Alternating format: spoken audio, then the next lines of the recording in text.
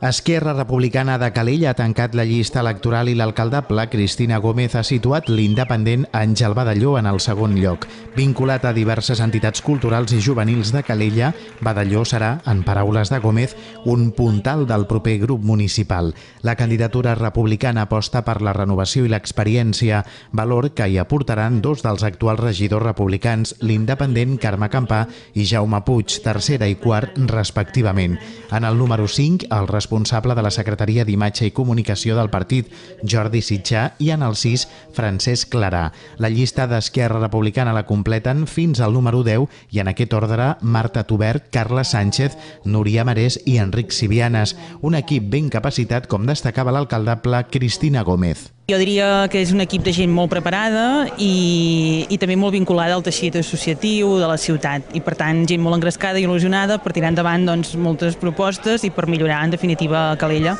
La convocatòria es va aprofitar per avançar els projectes que el partit vol tirar endavant aquest pròxim mandat, partint de les possibilitats financeres del consistori. Podríem destacar la creació d'una oficina municipal d'habitatge i de locals comercials o una altra proposta relacionada amb la creació d'un ateneu per joves o la dinamització del sector comercial i de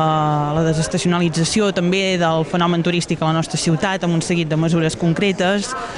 o altres iniciatives com per exemple la incorporació també de les noves tecnologies i la potenciació de la participació ciutadana en tot el que té a veure amb els projectes municipals. Esquerra aposta per executar el projecte d'aparcament del mercat municipal o augmentar la presència policial, potenciant la figura de l'agent de proximitat, ampliar l'horari d'obertura de la biblioteca i incrementar l'oferta de l'escola d'adults en l'àmbit de l'educació i mantenir l'aposta pel comerç urbà tradicional i el turisme especialitzat i de qualitat.